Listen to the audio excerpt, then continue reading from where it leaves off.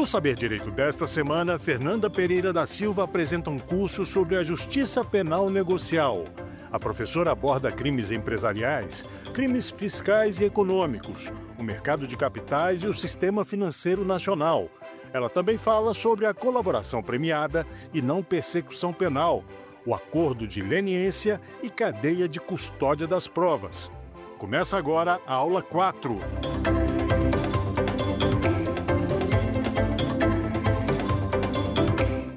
Sejam bem-vindos ao programa Saber Direito da TV Justiça. Eu sou Fernanda Pereira, professora, advogada criminalista, mestre em Direito Penal Econômico e doutoranda em Direito Constitucional pelo Instituto de Direito Público de Brasília. Hoje nós vamos falar das soluções negociais em relação aos crimes empresariais. E, mais que isso, é importante você saber que a TV Justiça lançou seu aplicativo TV Justiça Mais, no qual você poderá ter acesso a essa aula e a outras aulas, bem como a outros conteúdos decorrentes da TV Justiça. Na aula de hoje, nós falaremos das soluções negociais decorrentes dos crimes empresariais. Nós vamos começar com a colaboração premiada. Como e quem tem direito à colaboração premiada, como ela pode ser efetiva no procedimento e qual é o objeto específico da colaboração premiada. Nós vamos trazer casos, nós vamos explicar a forma com que se faz e como também algumas falhas que ocorrem que precisam ser ajustadas. E demonstrando isso com casos concretos e que nós podemos ter acesso pela mídia e pelas notícias televisivas. Então vamos lá. O que é uma colaboração premiada? A colaboração premiada é um acordo realizado entre o pretenso colaborador, que até então ele não é colaborador, e o Ministério Público, seja federal ou estadual. Quando ele comete um ato ilícito e ele, na intenção de reduzir a sua pena e compor com o Ministério Público, ele vai até ele e intenciona a sua colaboração. Ele faz uma proposta de intenção de fazer o acordo. Faz algumas pontuações e o Ministério Público analisa se ele tem interesse ou não em celebrar aquele acordo, ou pelo menos iniciar as tratativas de colaboração. É uma forma de redução da pena, porque ele está confessando e está expondo alguns pontos específicos, como principalmente a organização criminosa em si, a forma em que os valores desses ilícitos são recuperados ou a forma com que eles rondam no mercado, quem são as pessoas beneficiadas e alguns casos específicos em que há um certo levantamento de bens em si em que foram ocultados. Então, é muito importante essa parte da colaboração, que é identificar os líderes, desvendar a estrutura, localizar ativos e bens e prevenir novos crimes. A lei da colaboração premiada é a 13.850, de 2013. Porém, essa lei é a lei da organização criminosa em que inseriu como uma parte de meios de prova a colaboração premiada. Então, a colaboração premiada ela é um meio de obtenção de prova em um negócio jurídico celebrado pelo Ministério Público e o colaborador, no qual se verifica 3 pontas, que é legalidade, voluntariedade e regularidade em si. Então, para ter esse interesse, para iniciar o procedimento da colaboração, nós vamos observar o termo de confidencialidade. A partir do momento em que o Ministério Público recebe a intenção, que ele tem interesse, faz-se um termo de confidencialidade, no qual os procuradores ou promotores que participarão do caso específico e o advogado e o colaborador assinam esse termo. Justamente por quê? Porque tem que correr em sigilo. Tudo que for falado naquele momento tem que ser registrado, e não só mais que isso. Nesse momento inicia-se um processo administrativo, que foi regulado pela orientação número 1 da PGR de 2018, pela 5ª e 6ª Câmara Criminal, no qual todo o acordo deve ser registrado do início ao fim com todas as etapas. Então, assinou o termo de confidencialidade e esse processo administrativo tem que ser instaurado dentro do órgão de persecução penal. Recentemente, a polícia também teve autorização, através da lei, foi feita uma inclusão de que ela poderia realizar um acordo de colaboração premiada, porém, com a participação e autorização do Ministério Público. Tá? Então, são pouquíssimos casos em que a polícia realmente fez o acordo de colaboração e que foi homologado. A maioria é feita com o órgão de persecução penal, que é o Ministério Público, seja estadual, seja federal. Então, nós vamos falar dos pontos principais desse acordo de colaboração. O acordo de colaboração, ele se inicia a partir do momento da assinatura do termo de confidencialidade. A partir desse momento, todo o registro que consta ali desse termo de confidencialidade e dos principais pontos dos anexos serão restritos, estarão sob sigilo até que desfaça o acordo de colaboração, que não feche em si e que o Ministério Público encerre a negociação ou que o juiz homologue o acordo e determine o levantamento desse sigilo. Até então, tudo corre sob sigilo. Então, tem um acordo, um termo de confidencialidade. Após esse termo de confidencialidade, vem uma relação de anexos. O que é isso? São pontos em que o colaborador irá tratar sobre os ilícitos praticados, em que vai se revelar o líder da organização, a estrutura hierárquica, como que são feitas as atividades ilícitas, quem são os beneficiários e para futuramente identificar e prevenir esse tipo de crime.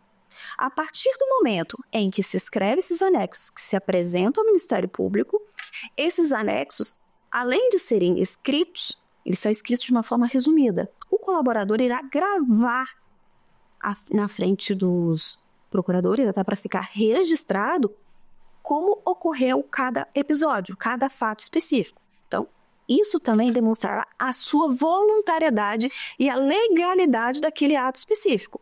E estará sempre acompanhado do seu advogado. Ele não pode celebrar acordo de colaboração desacompanhado do seu advogado, muito menos ficar na presença do Ministério Público sem o seu advogado em si. É primordial. Feito, a partir do momento em que se relata os anexos e que o Ministério Público fala assim, eu tenho total interesse, vamos fechar o acordo, ele apresenta uma proposta de colaboração. Essa proposta de colaboração, ela vai ser negociada em si. Então, o que hoje não está muito claro, como que é a forma de pena e multa? Como é que isso se contabiliza? Como que é somada essa pena? Qual é o cálculo específico? A lei hoje, ela é omissa com relação a isso, a 12.850. Alguns casos específicos, no acordo, há dispositivo no seguinte sentido, que a pena será de 0 a 2 anos de regime fechado, ou 0 a 6 meses de regime fechado, mais o tempo da prisão domiciliar, mais o tempo de serviço comunitário, além da multa específica. E quem determinará isso é o juiz no momento da sentença. Por quê? Porque apesar de colaborador, ele também será denunciado. E naquela denúncia específica, naquela ação penal específica, em relação aos fatos, é que o juiz vai determinar a sentença dele para poder aplicar o acordo de colaboração. Em outros acordos que foram realizados já, a pena já veio estabelecida.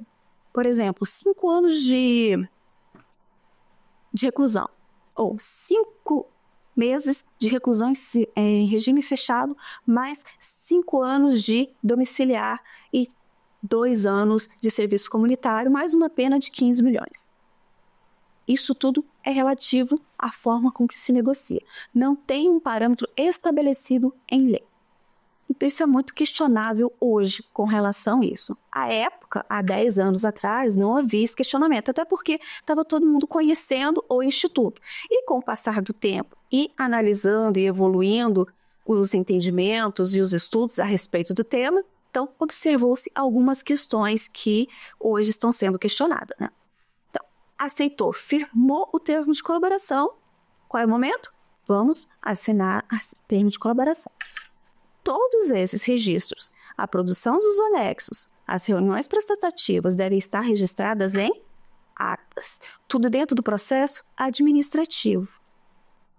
Após esse momento das reuniões, a assinatura do acordo e as gravações dos anexos, vai para o juiz. O juiz ele só participa do momento da homologação. Só que, quando o procedimento chega para ele vai fazer o quê? Uma audiência. Ele é obrigado a fazer uma audiência. Ele deverá fazer uma audiência para verificar a legalidade, regularidade e voluntariedade do colaborador.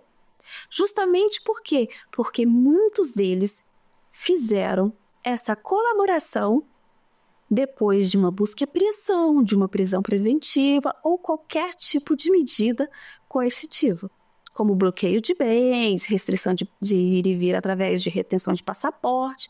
Então, o juiz ele tem que analisar tudo isso. E como é que o juiz vai analisar a voluntariedade, a regularidade e a legalidade? É justamente nesta audiência. E esta audiência, quem vai estar presente? Somente o juiz, o advogado e o colaborador. Por quê? Porque ele é a parte que está fazendo a colaboração. Não cabe a participação do Ministério Público nesse momento.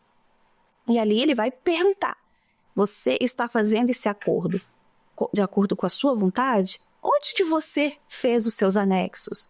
Você estava preso? Como você saiu da prisão? Então, são uma série de perguntas, uma série de requisitos em que ele deverá responder. E o juiz vai verificar como realmente aconteceu. Antes do pacote anticrime, que entrou em vigor no início de 2020, era uma faculdade do juiz ouvir o colaborador. Então, ele não tinha acesso a nada disso. O que ele tinha acesso era apenas o acordo escrito. E, por exemplo, no Rio de Janeiro, o juiz, no momento de homologar uma colaboração, e se pegar todas as colaborações homologadas, é praticamente um copia e cola. Porém, todos os casos são diferentes. E outra, a voluntariedade, o juiz não pode dizer que ela advém da simples assinatura do colaborador junto com o seu advogado no acordo de colaboração, daquele contrato em si. Então, isso hoje é um ponto que está sendo muito questionado. Primeiro, por quê? Primeiro, porque ele chega apenas um acordo em si. Não tem aquele processo administrativo em que demonstra toda a regularidade, todo o trâmite para se chegar ali. Como vieram essas provas, os meios de provas, não tem isso. Então, essa parte está toda sendo questionada hoje na Justiça. Recentemente, o ministro Schietti, relator da sexta turma em maio, ele concedeu, o voto dele foi para conceder ao delatado o direito de ter acesso aos procedimentos administrativos, de tratativas das colaborações. E ele foi seguido pela turma e a decisão foi monocrática. A partir do momento que teve essa decisão, todo delatado, todo réu tem direito a solicitar esse processo administrativo justamente para verificar a legalidade, regularidade e voluntariedade. Porque todos os elementos que foram utilizados para denunciá-lo são meios de prova. E se uma prova específica ela tem que ser regulada, os meios de prova que há colaboração, meios de obtenção de prova, também tem que estar regulado. Então, o juiz no momento, depois de 2019, com o pacote anticrime, com a nova alteração da lei, ele deverá estar ouvindo. Outro fato específico há casos em que o juiz ouviu o colaborador na presença do Ministério Público, seja estadual, seja federal. E é uma outra questão que se busca hoje na discussão no judiciário, principalmente no STJ e no STF. É legal essa homologação? A lei fala somente juiz, advogado e colaborador. Ele não fala Ministério Público. E, posteriormente, outro questionamento que se veio depois também. A partir do momento que se faz um acordo e que o juiz homologa esse acordo, e o juiz é declarado incompetente em si para a ação penal na qual esse acordo de colaboração está conexo, ele também seria incompetente para homologar esse acordo, porque o principal puxa os atos acessórios. Outro questionamento, que quando chega no outro juiz, onde a ação é distribuída, a colaboração vai ser distribuída, O que o juiz deverá fazer? Se o acordo foi feito antes de 2019, chamar o colaborador e ouvi-lo de acordo com a nova lei. Por quê? Porque ouvir o colaborador e ele informar se houve voluntariedade, irregularidade e a legalidade do seu acordo, principalmente a voluntariedade, é algo que o beneficia. E aí nós temos a retroatividade da lei penal, o princípio da retroatividade. Se a alteração da 12.850 de 2013 traz esse benefício pelo colaborador, por que os novos juízes que estão recebendo essas ações, que foram declaradas incompetentes pelos tribunais superiores, não estão chamando esse procedimento? Então, são outros pontos que também estão tendo vários questionamentos, mas que não tem uma solução ainda, não tem nada sedimentado. É algo que quem estiver assistindo, que o pesquisador, estudante, fica atento com relação aos julgamentos no STJ e no STF, porque isso está vindo à tona já posteriormente, né? Após a homologação desse acordo, o Ministério Público ele tem autorização para utilizar esses anexos. Ele vai utilizar esses anexos como meio de obtenção de prova nas suas investigações ou encaminhar para a polícia para que ela faça essa investigação, de acordo com o fato específico. Ele não pode compartilhar com nenhum outro Ministério Público ou com qualquer órgão. Justamente por quê? Porque a lei prevê que o compartilhamento de colaboração, de anexos de colaboração, tem que ser aderidos pelo órgão solicitante. E como a remessa desses arquivos também tem que ser autorizado pelo juiz homologador. Então, tudo consta ali dentro desse procedimento, onde o juiz homologador vai ser o fiscal desse acordo de colaboração. Primeiro porque é um acordo bilateral, onde há obrigações e deveres das duas partes, Ministério Público e colaborador em si. A colaboração, ela possui benefícios. Sim, muitos benefícios. Redução da pena, melhores benefícios, formas de cumprir essa pena. E, além disso, ela tem um benefício que é no momento da sentença, que pode ser pedido tanto pelo juiz, que pode ser dado pelo juiz a pedido do Ministério Público, do delegado e das partes, de redução da pena em 2/3 e perdão judicial. Se aquela colaboração foi tão relevante em si, com todas as informações, com os meios de obtenção de prova que auxiliaram a polícia e o Ministério Público nas investigações, eles podem optar e podem requerer essa redução. E o juiz homologará isso em sentença ou não. Mas é um benefício que cabe ao colaborador. É essa redução em 2/3 e até o perdão judicial. Em alguns acordos específicos, dependendo da relevância e da notoriedade do caso, ineditude, há o cabimento do perdão judicial em si e de nem haver denúncia para o caso concreto com relação à sua responsabilidade criminal. Porém, há a possibilidade da aplicação da multa, que deverá ser cumprida. Nesse momento, qual é a obrigação do colaborador? Prestar todas as informações decorrentes dos anexos, toda a documentação em si e não omitir informação. Após o pacote anticrime, o colaborador ele poderá fazer a colaboração respectiva sobre aquele crime específico, sobre aquele fato a ser investigado ou que está sendo investigado. Ele não é obrigado a falar sobre tudo, especificamente. Então, ele faz um acordo específico sobre um procedimento específico. E, em qualquer momento, ele pode fazer uma colaboração? Em qualquer momento, ele pode fazer uma colaboração, mesmo após a sentença, pois a redução das penas ou os benefícios que ele terá acesso são diferenciados. Então, a parte principal é, a partir do momento em que ele observa que ele pode ter um benefício, ele faz esse benefício. Há também a instituição da colaboração voluntária. Essa colaboração voluntária não necessariamente precisa de um acordo. Ele, em juízo, como réu, ele vai falar, doutor, eu vou colaborar e, no momento do seu interrogatório, e eu quero o benefício do colaborador voluntário. E ele colabora, informando ao juiz, no momento da instrução penal, tudo aquilo que ajudará na fase final da instrução e o juiz aplicará o benefício da colaboração voluntária, que é a redução da sua pena em relação a esse ponto específico. E no momento da sentença, se realmente tiver um dolo, a vontade de agir e todos os requisitos para sentenciá-lo, bem como provas, aí sim o juiz sentenciará.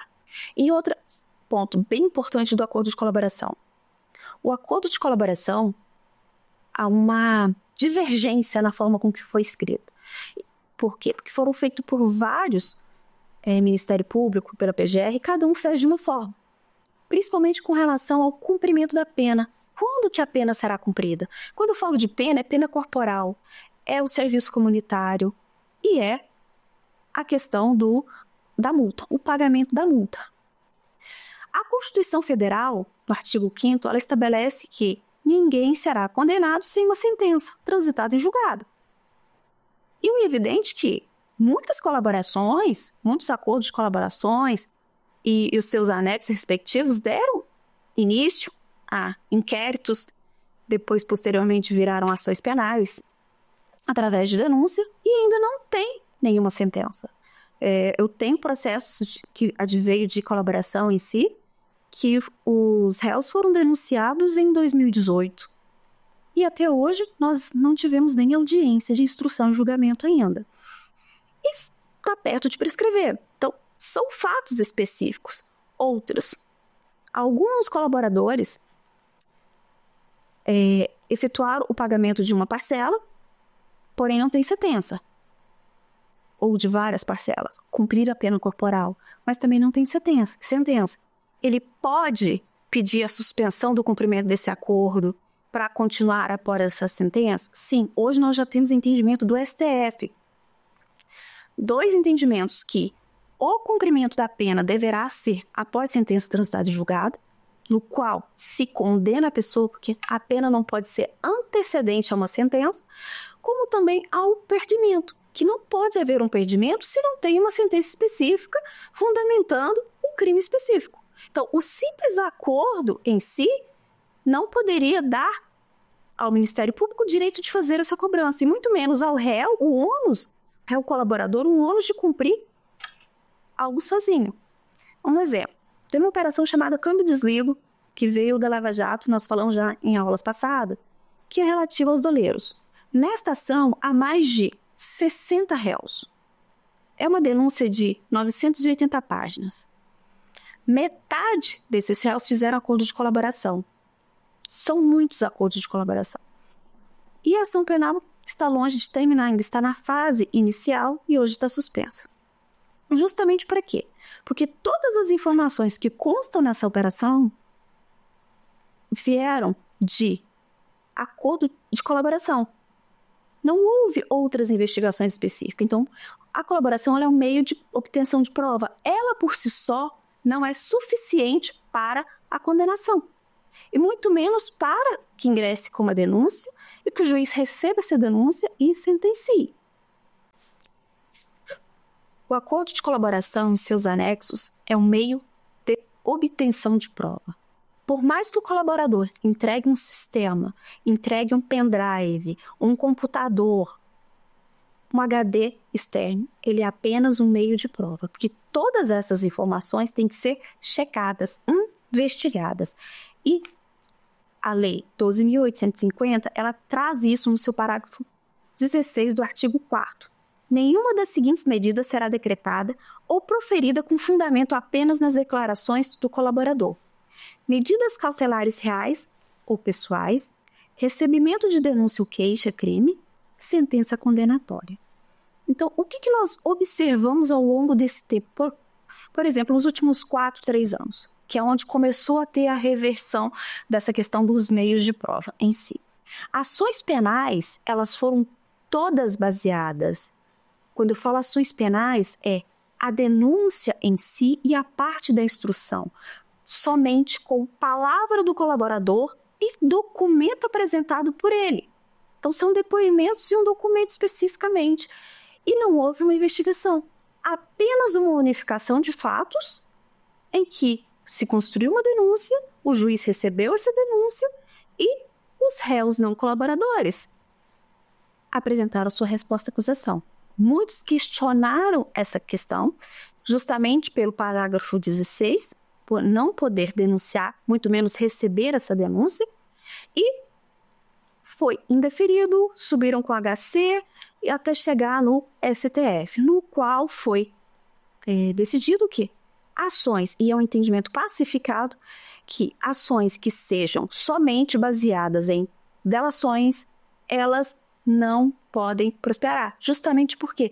Porque há uma ausência de justa causa. Então, acaba sendo inepta a petição inicial, que é a denúncia no caso, e muitas delas sendo trancadas especificamente. Outro fato que ocorre e que vem causando, praticamente todo mês a gente vê alguma notícia, principalmente acompanhando os julgados do STF, que grande parte dessas ações penais, as denúncias foram feitas através de meios de obtenção de prova, mas mesmo que tenha uma investigação, aquela prova entregue pelo colaborador não teve uma cadeia de custódia. Não há uma cadeia de custódia dessa prova. O que é uma cadeia de custódia da prova? É uma cadeia, é um registro formal do momento que esse meio de prova chega às mãos do Ministério Público. A partir do momento que encaminha para a polícia e que é outro meio de investigação do Ministério Público e que é extraído esses dados. Da onde que esses dados surgiram? Como que eles foram manuseados? Como é que eles foram tratados? Então, há inúmeras ações em si que já foram trancadas, principalmente quando a gente fala de sistemas de informática, sistemas em que se guardavam os dados. Então, os sistemas dos doleiros e sistemas de redes de pagamento de caixa 2, de propina, que seja, já foram declarados imprestáveis, tanto por tribunais regionais federais, principalmente TRF2, e no STF. Então, isso causa um grande prejuízo. Principalmente para quem? Para quem já cumpriu parte da pena, que é o colaborador. E aí a gente analisa, peraí, é um acordo de colaboração, uma responsabilidade das duas partes. Quem assinou? O colaborador tinha o dever de prestar todas as informações e documentações e arquivos digitais que ele tivesse acesso. E o Ministério Público pegar esses dados, proceder à investigação, ou a polícia, e chegar a uma conclusão no inquérito, um indiciamento e uma denúncia específica. Só que não houve essa cadeia de custódia dessas provas entregues. E quem deveria fazer? A parte bilateral, o órgão de persecução penal, que é o Ministério Público, e que não foi feito. Então, a partir desse momento que tem uma denúncia, os réus delatados começaram a questionar, peraí, de onde que vinha a prova? De onde que é essa origem? E vamos questionando, vamos pedir perícia. Em muitos casos, ficou identificado que realmente não teve, que teve manipulação posterior, que não estava registrada a segurança daquele aparelho, e muitas dessas ações acabaram sendo trancadas por ausência de justa causa também. E pela questão da ausência da cadeia de custódia da prova, porque é uma prova que não tem validade, ela é imprestável, acaba sendo imprestável em todas as pontas.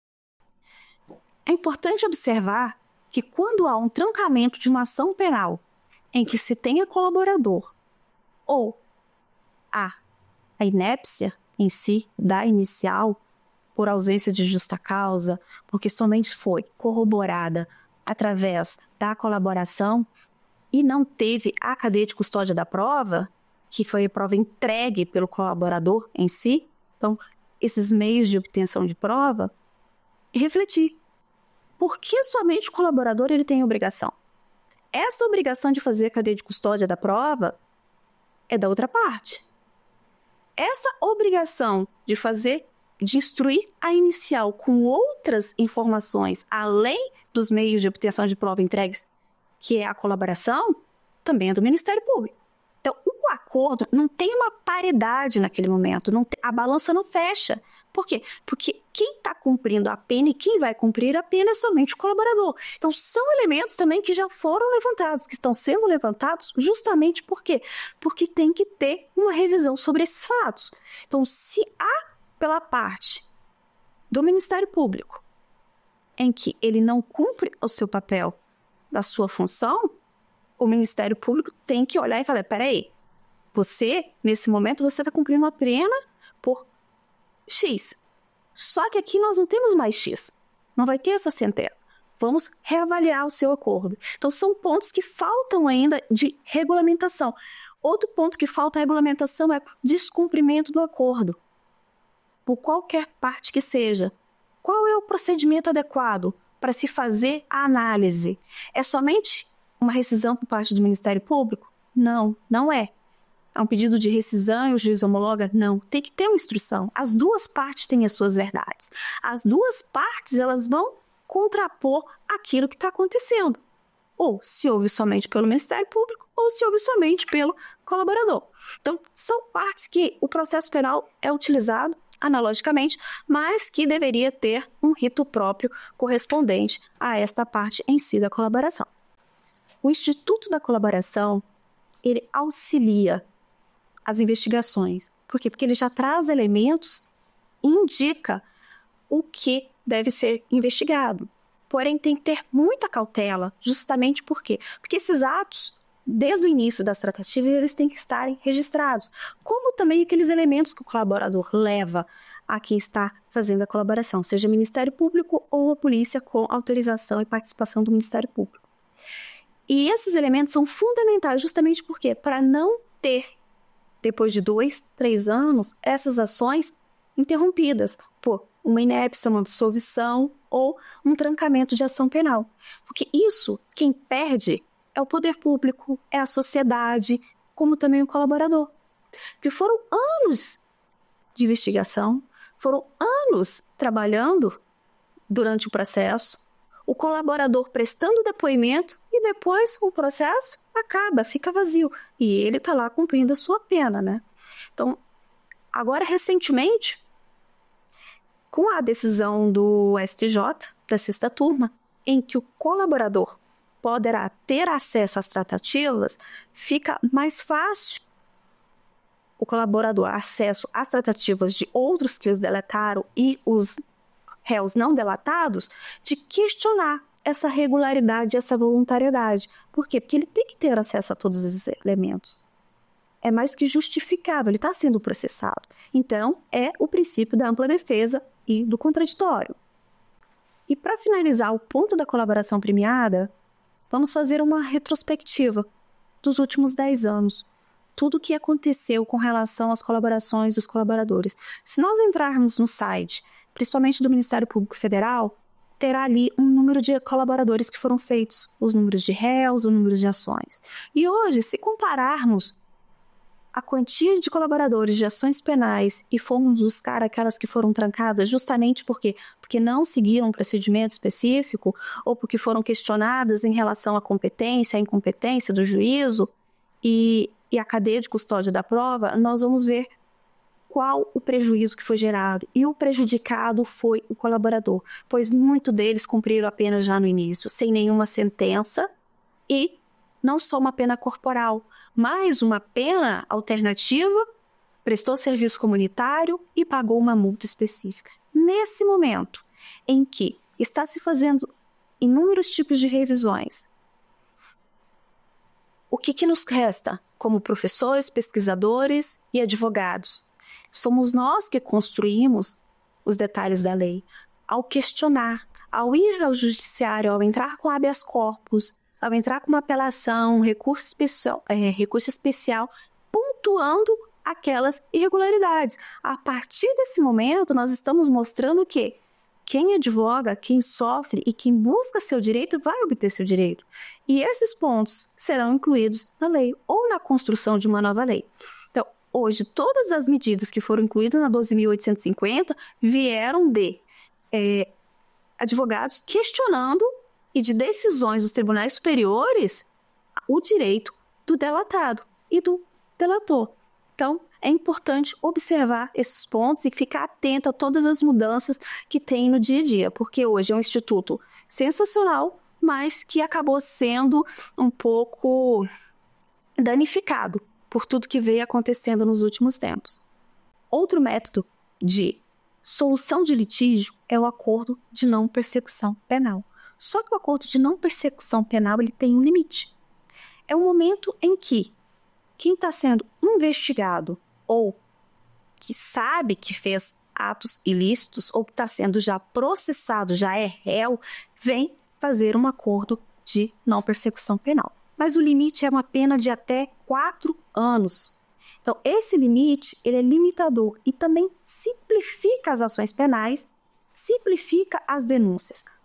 E é hoje um principal elemento que vem ganhando força em decorrência da colaboração premiada. Justamente por quê? Porque são atos específicos que são analisados, o conteúdo, a gravidade e a pena de até 4 anos. E isso diminui a quantidade de ações do judiciário, como também a quantidade de ações dentro de investigações e denúncias dentro do Ministério Público.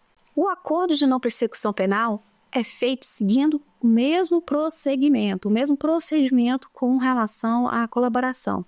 Eu digo com relação a um termo de confidencialidade, a todos os registros, o interesse em fazer, pontuando em si quais são os ilícitos, apresentando as provas, confessando o que realmente fez de ilícito, né?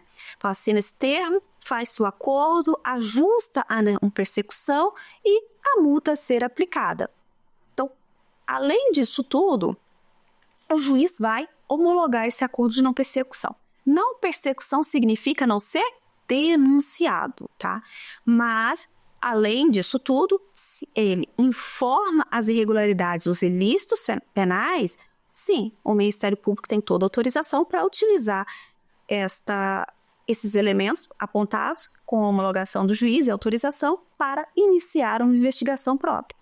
E aí sim chegar ao objetivo final. Mas é importante observar que tem alguns requisitos essenciais. Primeiro, em crimes praticados com violência, grave ameaça, não cabe acordo de não persecução. Somente crimes com pena mínima de 4 anos. Não cabe para reincidentes em crimes dolosos. E quando o investigado não admite autoria, ele tem que confessar essa autoria para ter direito a esse acordo de não persecução. E se houver elementos que indiquem que não é adequado à não persecução, não cabe outra. Ele também não pode ser reincidente em um acordo de não persecução penal. Então, o acordo de não persecução penal ele acaba sendo muito mais benéfico do que um acordo de colaboração especificamente. Ele tem que confessar que ele cometeu aquele crime. E esse crime não pode ultrapassar os 4 anos e nem ser dolosos ou de grave ameaça, muito menos de violência doméstica. Também não cabe. Quais os casos que cabem um acordo de não persecução? Um crime de furto, uma fraude processual,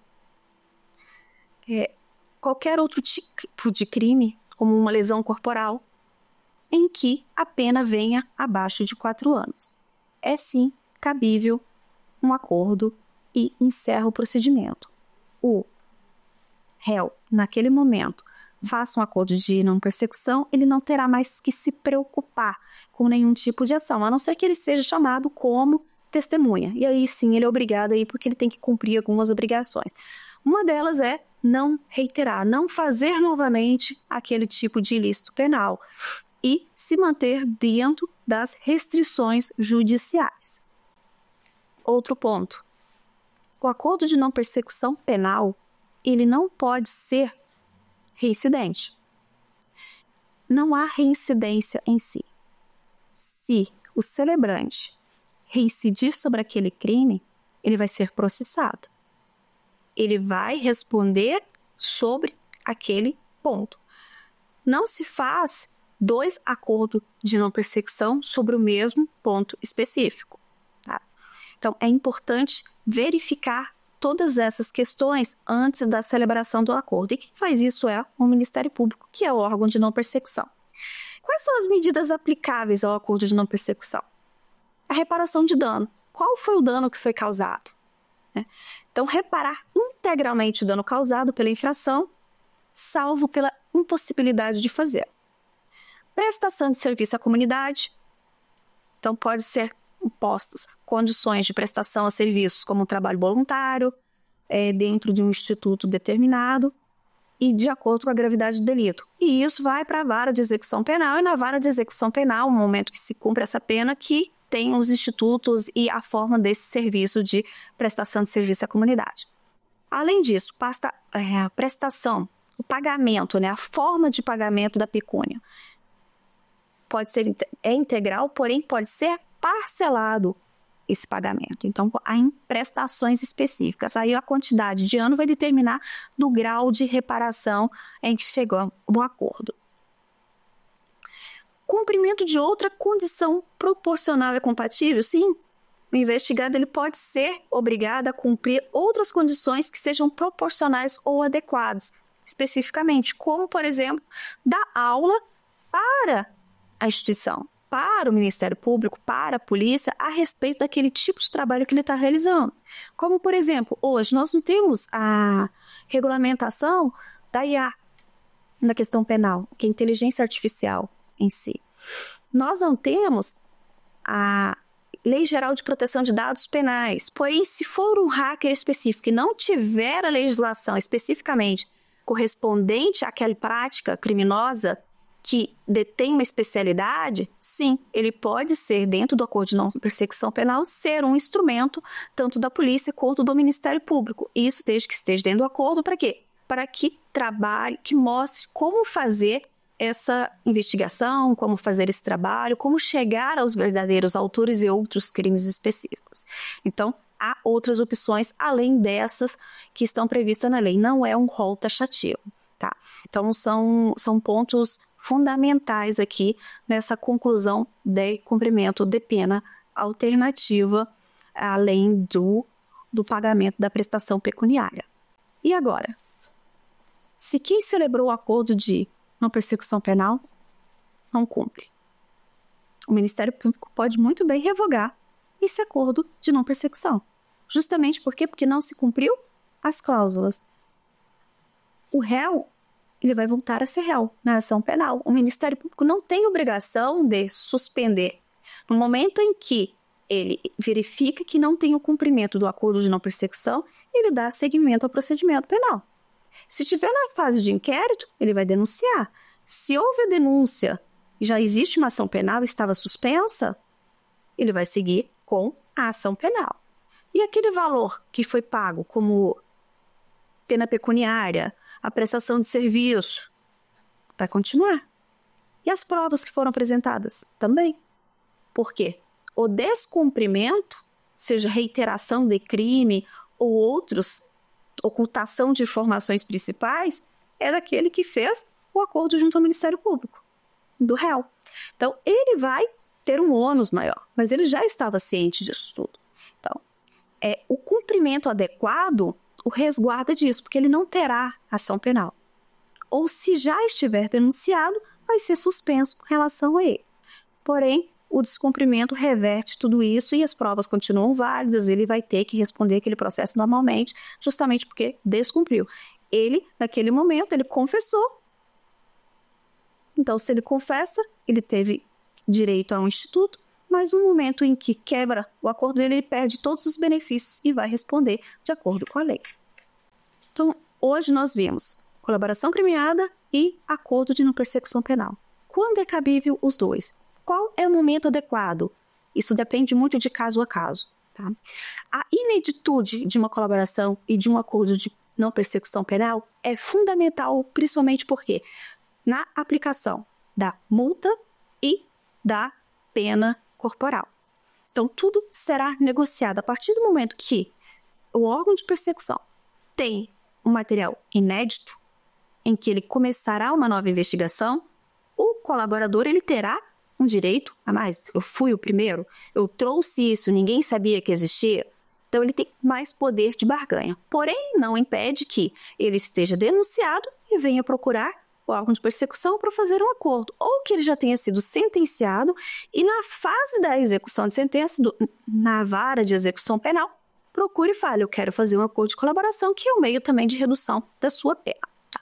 Então, o acordo de colaboração é um instituto, é um negócio jurídico bilateral em que o colaborador possui benefícios.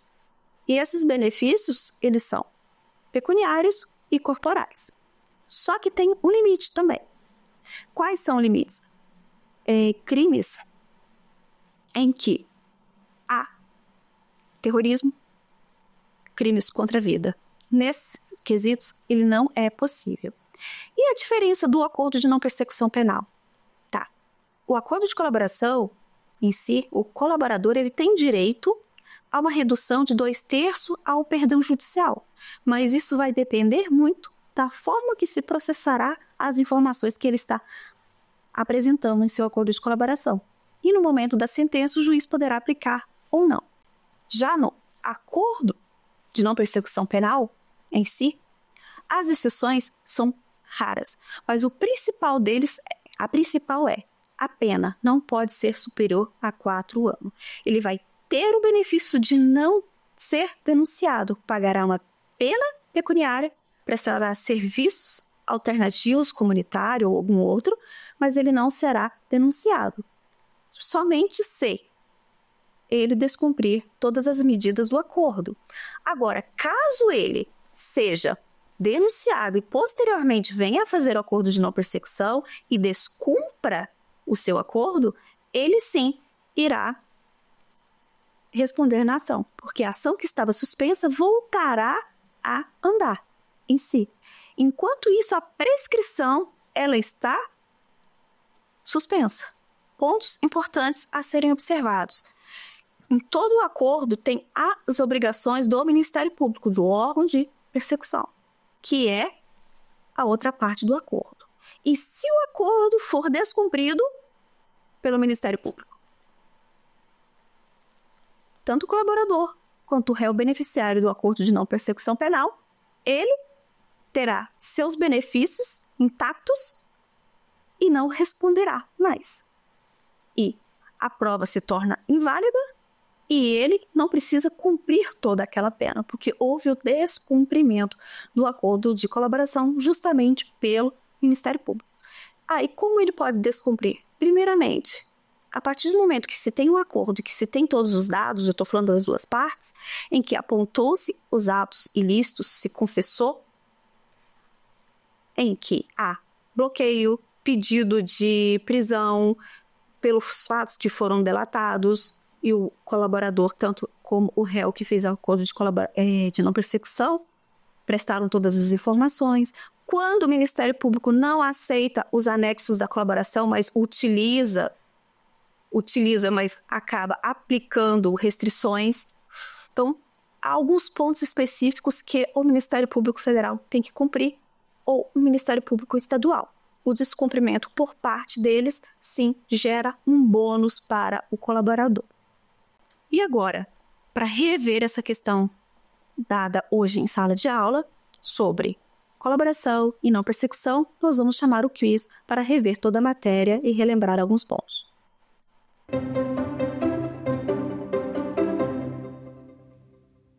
Questão número 1.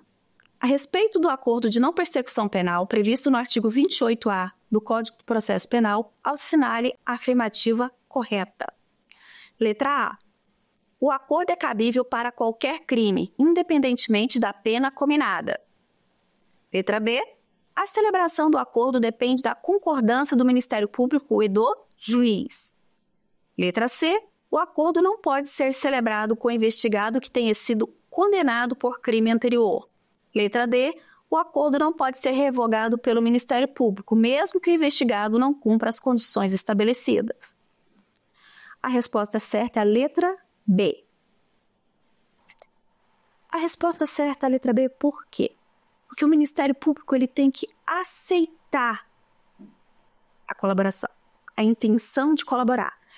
No momento em que ele aceita a intenção de colaborar, aqueles pontos apontados pelo colaborador os interessam. Então, o que ele busca ali no acordo de colaboração? Que essas informações o auxiliem para futuras investigações ou investigação que já está em curso. No momento que esse acordo é celebrado, vai para o juiz. O juiz analisa a legalidade, voluntariedade e regularidade e aceita com a homologação desse acordo. Aí sim, então tem que ter sim a aceitação do Ministério Público e a aceitação do juiz, pelas duas partes, para ver a formalização do acordo e a homologação e a validade em si. Por isso, a letra B é a resposta certa.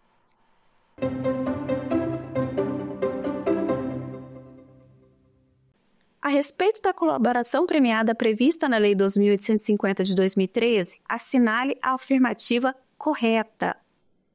A colaboração premiada não é cabível apenas para crimes hediondos e crimes de tortura. Letra B. O colaborador tem direito à redução de 1/3 a 2/3, independentemente da efetividade da sua colaboração. Letra C. O acordo de colaboração premiada não pode ser rescindido pelo Ministério Público, mesmo que o colaborador não cumpra as condições estabelecidas. Letra D. A colaboração premiada não pode ser utilizada para investigação de crimes de organização criminosa. A resposta correta é a opção A. A resposta correta é a opção A por quê? Que não cabe colaboração quando se trata de crime hediondo e tortura. Por isso, a resposta correta é a letra A.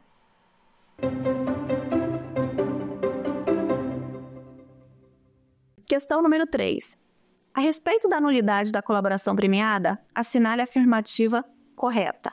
Letra A.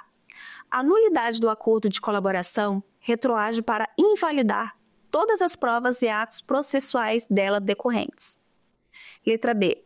A nulidade do acordo de colaboração premiada não implica a nulidade das provas e dos atos processuais que não dependam da colaboração do delator. Letra C. A nulidade do acordo de colaboração premiada pode ser declarada a qualquer tempo, mesmo após a homologação do acordo pelo juiz. Letra D. A nulidade do acordo de colaboração premiada não pode ser erguida pela defesa do réu, apenas pelo Ministério Público. A resposta correta é a letra B. A nulidade do acordo de colaboração premiada não implica a nulidade das provas e atos processuais que não dependam da colaboração do delator. A resposta é a letra B. Por que é a letra B? Porque quando se declara a nulidade de uma colaboração premiada, não necessariamente está se declarando a nulidade daquelas provas e dos atos que advindos de outras questões, além da colaboração. Então, é importante observar esse ponto. Se declara nulidade, por que se declarou a nulidade? A nulidade veio por ato do órgão de persecução penal ou por ato do colaborador. E aí sim, a partir desse momento, se discute essas questões da prova. Mas, de regra geral, a nulidade da colaboração, ela não implica na nulidade das provas e muito menos dos atos subsequentes e investigações. Muito obrigada por me acompanhar essa aula. Mais um ponto para aprendizado. Espero vocês na próxima aula e deixo aqui minhas redes sociais, que é meu LinkedIn e o meu Instagram, e que lá tem alguns conteúdos a respeito do tema específico. Fernanda Pereira, ADV, tanto no Instagram quanto no LinkedIn. Há também alguns artigos no Conjur, que é só escrever o meu nome, Fernanda Pereira, e relacionado à colaboração premiada e acordo de não persecução penal, vocês vão encontrar nas redes da internet. Muito obrigada e até a próxima aula. Quer dar alguma sugestão de tema para os cursos do Saber Direito? Então mande um e-mail para a gente, saberdireito@stf.jus.br. Você também pode estudar pela internet. Acesse o nosso site radioetvjustiça.jus.br ou pode rever as aulas no canal do YouTube, @Rádio e TV Justiça.